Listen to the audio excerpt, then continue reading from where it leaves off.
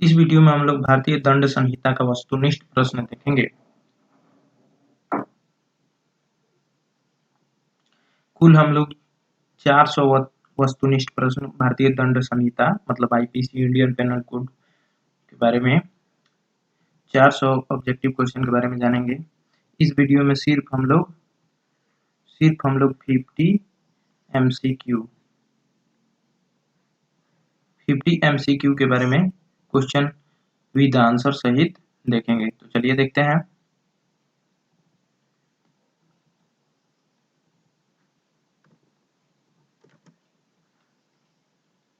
चलिए, तो first question है,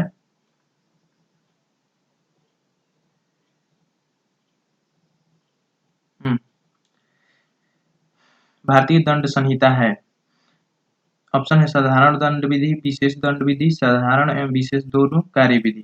तो इसका राइट आंसर होगा साधारण दंड विधि।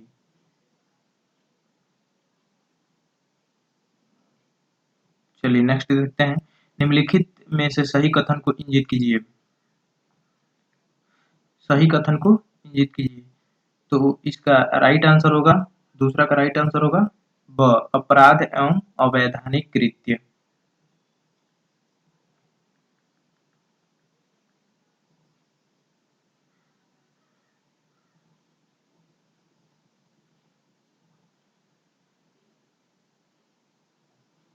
चलिए नेक्स्ट क्वेश्चन देखते हैं।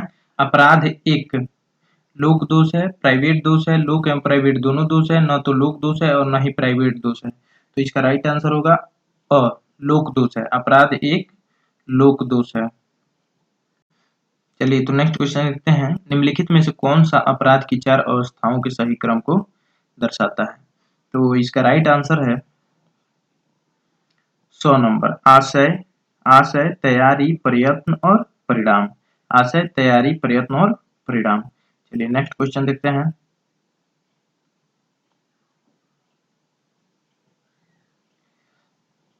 आपराधिक विधि के प्रतिक्रियात्मक दृष्टिकोण को उजागर किया है।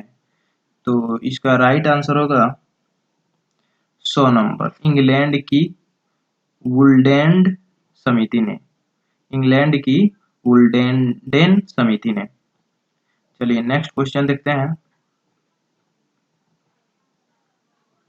आशय कार्य का लक्ष्य है, हेतु जिसका स्रोत है, यह कथन है। तो इसका राइट आंसर होगा ऑस्टिन का। आशय कार्य का लक्ष्य है, इसको यह ऑस्टिन का कथन है। चलिए नेक्स्ट देखते हैं। निम्नलिखित में से अपराध के लिए क्या आवश्यक नहीं है। तो इसका राइट आंसर होगा ब नंबर, उद्देश्य। अपराध के लिए उद्देश्य आवश्यक नहीं है। चलिए नेक्स्ट क्वेश्चन देखते हैं। निम्नलिखित में कौन सामान्य अपराध का आवश्यक तत्व है। ऑप्शन है चेष्टा, आपराधिक कृत्य, हेतु और इच्छा। तो इसका राइट आंसर होगा ब नंबर, आपराधिक कृत्य। चलिए नेक्स्ट देखते हैं। आपराधिक दायित्व के 2 अति महत्वपूर्ण तत्व हैं। आपराधिक दायित्व के 2 अति महत्वपूर्ण तत्व हैं, आशय एवं कार्य, आशय एवं क्षति, क्षति एवं दोष सिद्धि, तैयारी एवं दंड। तो इसका राइट आंसर होगा अ नंबर, आशय एवं कार्य। चलिए नेक्स्ट देखते हैं। आपराधिक दायित्व के इस सिद्धांत की केवल कृत्य ही नहीं, दोषपूर्ण मनः स्थिति भी को विकसित किया गया था। तो इसका राइट आंसर होगा ब नंबर, कॉमन लॉ न्यायालयों द्वारा। चलिए नेक्स्ट देखते हैं। निम्नलिखित में से किसने अवधारित किया है कि भारतीय दंड संहिता में एक्ट नॉन फेसिट रियम नीसी मेंस सिटेरिया जैसे उक्ति पूर्णतः अप्रासंगिक है। तो इसका राइट आंसर होगा उपयुक्त सभी। जेडी मेने criminal law of India, H Gaur penal law of India, Ratan Lal Dhiraj Lal law of crimes, उपयुक्त सभी। तो इसका राइट आंसर होगा उपयुक्त सभी। चलिए नेक्स्ट देखते हैं। आपराधिक मनः स्थिति में शामिल नहीं है, हेतु, आशय, ज्ञान और उपेक्षा। तो इसका राइट आंसर होगा अ नंबर, हेतु। चलिए नेक्स्ट देखते हैं। कुछ मामलों में अपराध तभी घटित होता है जबकि कार्य आपराधिक आशय से न किया गया हो, ऐसे मामले हैं। तो इसका राइट आंसर होगा कठोर दायित्व के, अ नंबर, कठोर दायित्व के। चलिए नेक्स्ट देखते हैं। निम्नलिखित अपराधों में कौन सा कठोर दायित्व का अपराध है? उपहति, हमला, द्विविवाह, चोरी। तो इसका राइट आंसर होगा द्विविवाह। चलिए नेक्स्ट देखते हैं। निम्नलिखित वादों में कौन सा वाद मनः स्थिति, मेंस रिया के सिद्धांत के पुनर्जीवन से संबंधित है? तो इसका राइट आंसर होगा ब्रेड बनाम वुड, ब नंबर, ब्रेड बनाम वुड। चलिए नेक्स्ट क्वेश्चन देखते हैं। निम्नलिखित संविधि स्टैट्यूट में दुरासन अंतर्निहित माना जाता है जब तक कि इसके प्रतिकूल सिद्ध नहीं कर दिया गया है। यह मन किस वाद में सर्वप्रथम व्यक्त किया गया है? तो इसका राइट आंसर होगा ब नंबर, सिराज बनाम डी रूट जैन, सिराज बनाम डी रूट जैन। चलिए नेक्स्ट क्वेश्चन देखते हैं। आर बनाम प्रिंस 1889 ए 23 क्यूबीडी 168 के प्रकरण में किस न्यायालय ने कहा है कि उन अपराधों में जो विधिक अपकृत्य मनुष्य द्वारा बनाई गई विधि का उल्लंघन है, अभिनियोजन पक्ष को दुराशय सिद्ध करना होता है, जबकि ऐसे अपराधों में जो स्वयं में विधिक एवं नैतिक रूप से हानिप्रद है, उनमें विशिष्ट रूप से दुराशय को सिद्ध नहीं करना पड़ता है, दुराशय मान लिया जाता है। इसको किसने कहा है? तो इसका राइट आंसर होगा ब नंबर, न्यायमूर्ति ब्लैकबर्न। इसका राइट आंसर होगा ब, न्यायमूर्ति ब्लैकबर्न। चलिए नेक्स्ट क्वेश्चन देखते हैं। आर बनाम प्रिंस के प्रकरण में प्रिंस को दंडित करने का आधार था। तो इसका राइट आंसर होगा प्रिंस का कार्य अवैध और निषिद्ध होना, प्रिंस का कार्य अवैध और निषिद्ध होना। इसका राइट आंसर द होगा। चलिए नेक्स्ट देखते हैं। निम्नलिखित में से किस में दुराशय को अपराध का एक आवश्यक अंग माना गया है? तो इसका राइट आंसर होगा द नंबर, उपयुक्त सभी में, मतलब श्रीनिवास मलबरो, लिया बनाम एम्परर में, आर बनाम टॉल्सन में, नथुलाल बनाम मध्य प्रदेश राज्य में, मतलब इसका राइट आंसर उपयुक्त सभी। चलिए नेक्स्ट क्वेश्चन है। निम्नलिखित में से कौन सा वाद दुराशय के सिद्धांत से संबंधित नहीं है? तो इसका राइट आंसर होगा स नंबर, रेग बनाम गोविंदा। चलिए नेक्स्ट क्वेश्चन है। निम्नलिखित में से कौन सा एक सामान्य विधि में दुराशय के सामान्य सिद्धांत का मान्य अपवाद नहीं है? तो इसका राइट आंसर होगा द नंबर, मानहानि। चलिए नेक्स्ट क्वेश्चन देखते हैं। इंग्लिश आपराधिक विधि में प्रतिनिहित दायित्व का सिद्धांत सर्वप्रथम प्रतिपादित किया था। तो इसका राइट आंसर होगा ब नंबर, आर बनाम हिगिंस के वाद में। चलिए नेक्स्ट क्वेश्चन देखते हैं। भारतीय दंड संहिता, 1 मिनट।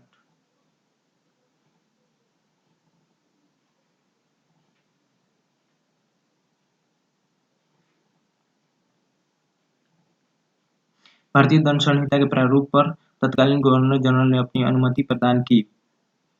तो इसका राइट आंसर होगा ब नंबर, 6 अक्टूबर 1860। नेक्स्ट क्वेश्चन है। भारतीय दंड संहिता प्रवृत्त हुई। तो इसका राइट आंसर होगा the number, 1 January 1862।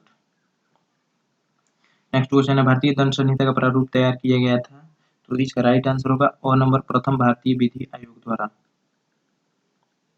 Next question है। क्या भारतीय दंड संहिता 1860 के अंतर्गत दंडनीय कोई अपराध भारत के भूमि के बाहर कारित करने वाला कोई भी व्यक्ति किसी भी भारत के न्यायालय में उत्तरदायी होता है? तो इसका राइट आंसर होगा ब नंबर, केवल यदि वह भारत का नागरिक है तब। हाँ,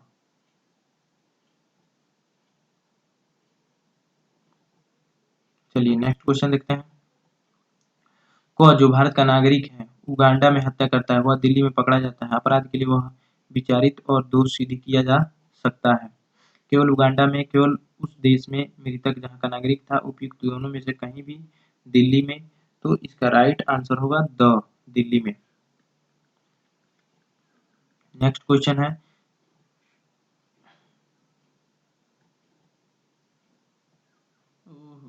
अरे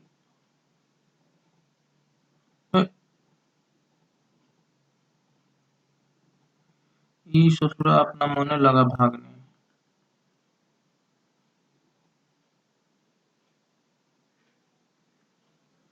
चलिए तो आगे देखते हैं।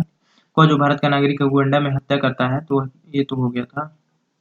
चलिए नेक्स्ट। और एक भारतीय नागरिक है इंग्लैंड में जाकर और एक भारतीय नागरिक इंग्लैंड में जाकर जो उस देश में अपराध नहीं है करता है, कतिथि का विचारण किसी न्यायालय द्वारा किया जा सकता है। तो इसका राइट आंसर होगा ब नंबर। भारत के किसी स्थान में स्थित न्यायिक दंडाधिकारी प्रथम श्रेणी का न्यायालय जहां अभियुक्त पाया गया हो। चलिए नेक्स्ट क्वेश्चन देखते हैं। निम्न में से कौन सा अपराध भारतीय दंड संहिता के अंतर्गत दंडनीय है? इटली का नागरिक पाकिस्तान में भारतीय की हत्या करता है, इटली का नागरिक जम्मू कश्मीर में भारतीय की हत्या करता है, भारत का नागरिक इटली के नागरिक की हत्या करता है। इसका राइट आंसर उपयुक्त सभी शायद होगा, उपयुक्त सभी। भारत का नागरिक इटली के नागरिक की हत्या करता है, इटली का नागरिक जम्मू कश्मीर में भारतीय, इटली का नागरिक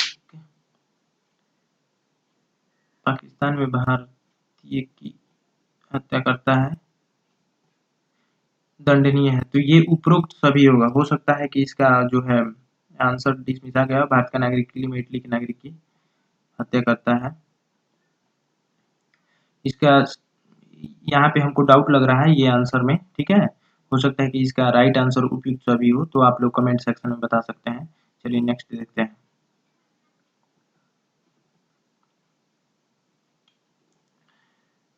क्या भारतीय दंड संहिता 1860 के अंतर्गत दंडनीय कोई अपराध भारत की भूमि के बाहर कारित करने वाला कोई भी व्यक्ति किसी भी भारत के न्यायालय में उत्तरदायी होता है? हाँ, केवल यदि वह भारत का नागरिक है तब। यदि वह जुर्म करने के पश्चात भारत में आता है तब नहीं। इसका राइट आंसर होगा केवल यदि वह भारत का नागरिक है तब। चलिए नेक्स्ट क्वेश्चन देते हैं। ए एक विदेशी है, उसने एक दूसरे विदेशी बी को एक विदेशी जलयान में जो खुले समुद्र में था छुरा घोंप दिया। ए और बी को उपचार के लिए मुंबई लाया गया जहां बी की मृत्यु हो गई। एक भी मुंबई में उपलब्ध है। तो इसका राइट आंसर ए के विचारण में भारतीय दंड संहिता के लागू होने के बारे में निम्नलिखित में से कौन सी प्रस्थापना सही है? तो इसका राइट आंसर होगा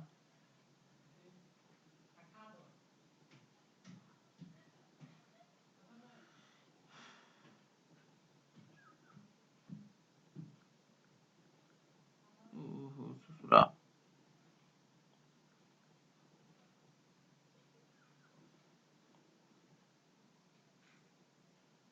मृतक और अभियुक्त दोनों विदेश के हैं और अपराध भी खुले समुद्र में घटा है, अतएव ए को भारतीय दंड संहिता लागू नहीं होगी और इसलिए ए का भारत में अभियोजन नहीं किया जा सकता। इसका राइट आंसर है अगला। अरे ससुराई कहाँ कहाँ भाग जाता है।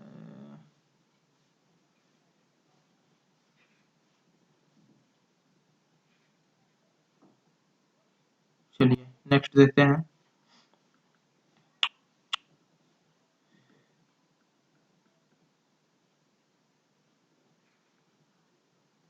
अमेरिका का नागरिक भारतीय वायुयान में यात्रा करते हुए सहयात्री ब को चोट पहुंचाता है। वायुयान उस समय इंग्लैंड की सीमा में उड़ रहा था। अ के विरुद्ध कहाँ कार्रवाई होगी? तो इसका राइट आंसर होगा ई ससुरा दाब रहा है कहीं और है, चला जा रहा है कहीं और। तो इसका अ के विरुद्ध कहीं कार्रवाई नहीं होगी। अ के विरुद्ध केवल इंग्लैंड में मुकदमा चलाया जा सकता है। अ के विरुद्ध केवल अमेरिका में ही मुकदमा चलाया जा सकता है। अ के विरुद्ध भारत के किसी न्यायालय में मुकदमा चलाया जा सकता है। तो इसका राइट आंसर होगा दो नंबर। अ के विरुद्ध भारत के किसी भी न्यायालय में मुकदमा चलाया जा सकता है। चलिए आगे देखते हैं। एक्स एक अच्छा तैराक है। वह एक 7 साल के बालक वाई को नहर में डूबते हुए देखता है। वह उस बालक को बचा सकता था पर उसने ऐसा नहीं किया, बालक डूब गया। एक्स ने कोई अपराध नहीं किया। हत्या का दोषी है, आत्महत्या के दुष्प्रेरण का दोषी है, आपराधिक मानववध का दोषी है जो हत्या नहीं है। तो इसका राइट आंसर होगा अ ने कोई अपराध नहीं किया।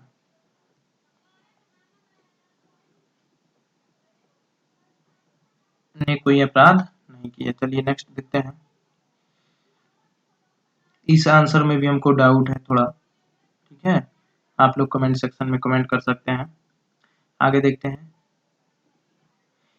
किसी भारतीय द्वारा विदेश में किए गए अपराध,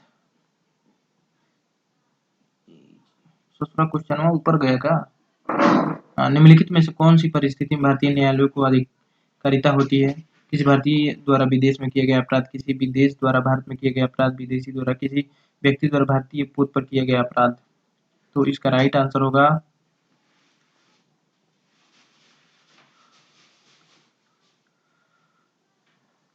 1, 2 और 3, तीनों। चलिए नेक्स्ट देखते हैं। गलत उत्तर बताइए। आपराधिक दायित्व की आवश्यक शर्तें हैं: कार्य स्वतंत्र इच्छा से किया गया हो, अच्छा और बुरा में अंतर समझने की क्षमता, उस तथ्यों का ज्ञान जिन पर किसी कार्य का अच्छा अथवा बुरा होना निर्भर करता है, इस बात के ज्ञान की कारित कार्य विधि विरुद्ध है। तो इसका राइट आंसर होगा 2 नंबर, इस बात का ज्ञान की कारित कार्य विधि विरुद्ध है।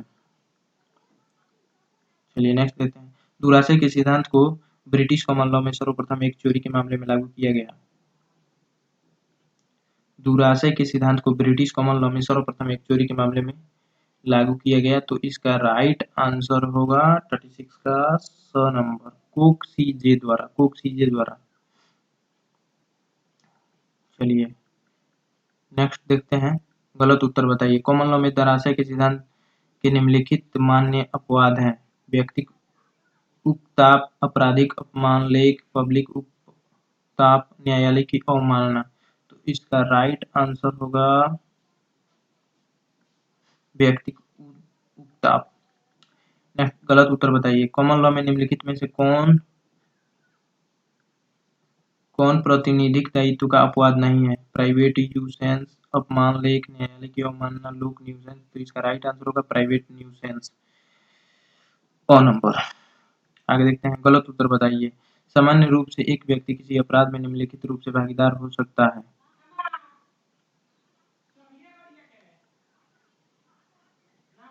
जब वह स्वयं अपराध करता है, जब वह अपराध करने में भाग लेता है, जब वह घटनास्थल पर उपस्थित होता है, जब वह किसी अन्य व्यक्ति को अपराध कारित करने में अपना अभिकर्ता बनाता है या प्रेरित करता है। तो इसका राइट आंसर होगा जब वह घटनास्थल पर उपस्थित होता है।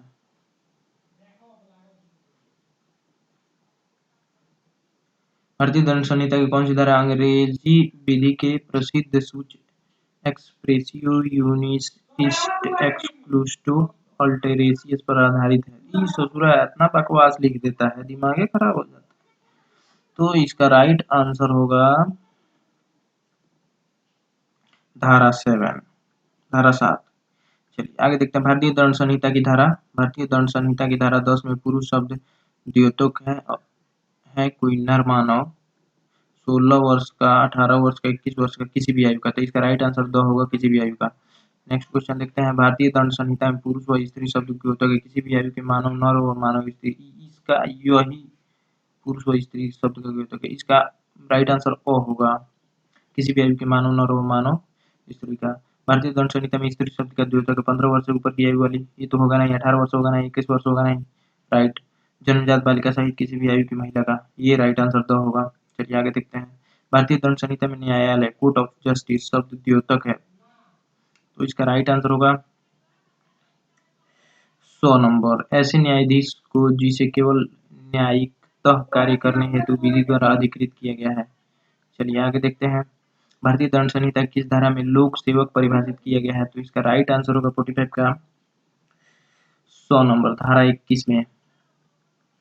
निम्नांकित में से एक लोक सेवक नहीं है। तो इसका राइट आंसर होगा